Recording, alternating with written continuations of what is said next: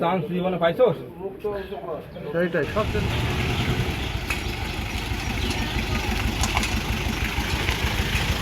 এই তথ্যের ভিত্তিতে মাননীয় পুলিশ সুপার মহোদয়ের নির্দেশক্রমে সর্বোচ্চ গুরুত্ব দিয়ে আমরা ঘটনাস্থলে যাই।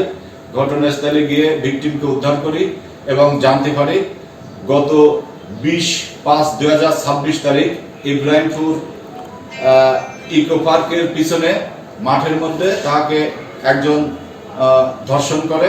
আমরা পরবর্তীতে বিষয়টি সর্বোচ্চ গুরুত্ব দিয়ে ধর্ষককে অভিযান করে গ্রেপ্তার করতে সক্ষম হই।